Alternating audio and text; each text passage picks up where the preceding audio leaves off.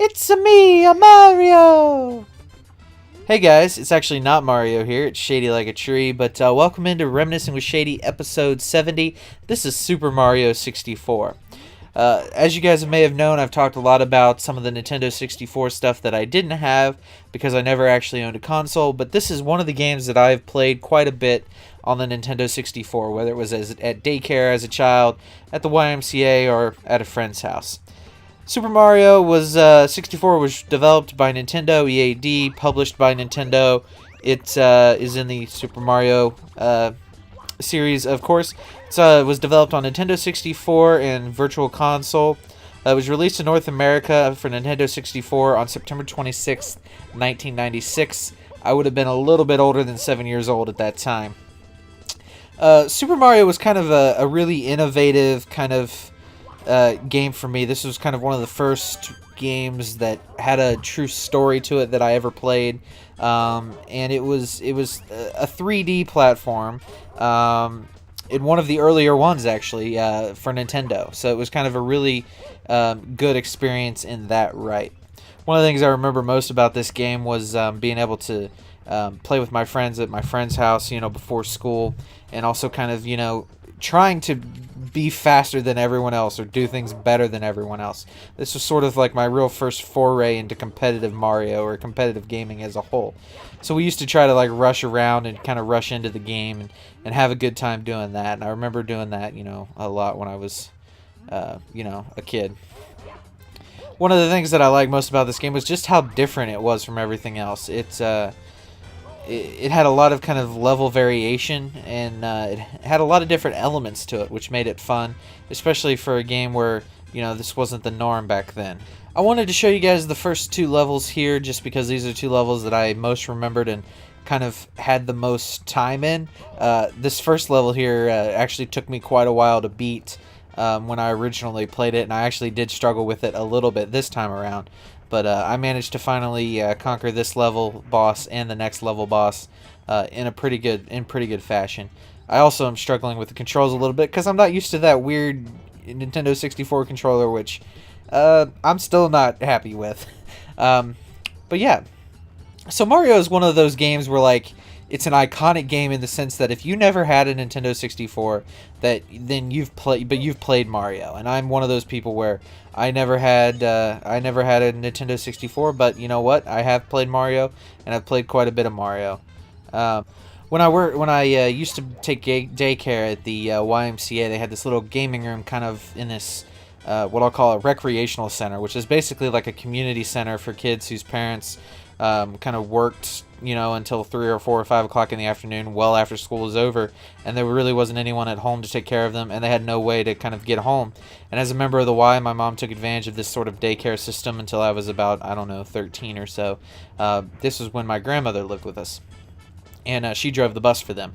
So this was just kind of a fun experience, and I remember, they had a Nintendo 64, they had the copy of the football game, they had Super Mario, they had, I think, Zelda too, and kind of just all in all, this was just a game that we played a lot, and we kind of competed with each other against, and there's really no other game or game franchise like Mario and like this game. It's just different, and you're seeing why. It was one of the very first early 3D platformers, and it's got a lot of maps, a lot of open worlds, especially for a small cartridge like this, and it's got different bosses like Bomb here, and then there's the Stacker guy, which you may or may not see later, depending on how long this gameplay runs. But I do manage to defeat them both pretty handily, except for this first failure right here, because I couldn't remember how to grab onto him. I did want to kind of talk about how this game has kind of had an impact on video game culture and kind of the design of games in the past. This was kind of, in a lot of ways, what the original Super Mario did for 2D side-scrollers is what this did for kind of 3D open-world games. It had a lot of explorable worlds that were very, vast and large and things of that sort. And it kind of really kind of set the genre apart. And it also developed the kind of free movement camera, which you can see me kind of trying to use here to kind of figure out if I'm missing a sweet spot or something. But it's really just it was a lot of innovation, especially in the mid '90s when video games had kind of they had some innovation, but they hadn't had a whole lot. Like if you look from 1996 to now, the things that we're able to do and the things that we try to do, and just how different games look now versus you take 1996 versus the late '80s, and not a whole lot had changed. Some had changed, but I would say not as much as has been in the last 10, 15, 20 years. But at the end of the day, what really made this game great was the fact that if you had this game, you were one of the cool kids. You were a popular kid, and everyone wanted to come to your house and play Super Mario 64. This was that game. This was the Halo of its time, the Call of Duty of its time. This was the game that everyone, almost everyone I knew, was excited to play and wanted to have a copy of. And even though I had the PlayStation, it certainly didn't make it any less of a want or a desire to have this game. And as we enter my final kind of boss battle. I skipped ahead a little bit. I don't know if you saw the cut or not, but I skipped ahead because I wanted to kind of show you guys, just beating him because it's fun and it's so rewarding.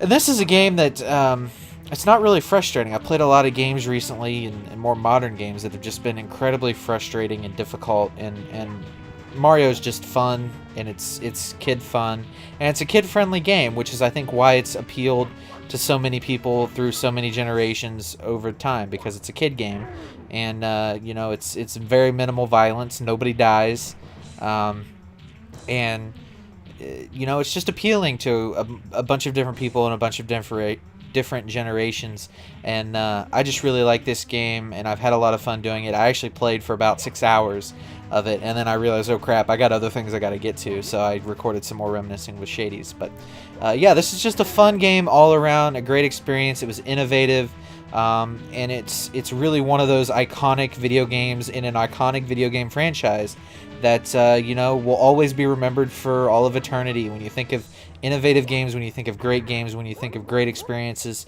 Super Mario 64 is one of those games, one of those experiences, and I'm glad I could share it with you guys. So I hope you guys have enjoyed this episode of Reminiscing with Shady. This has been episode 70, Super Mario 64.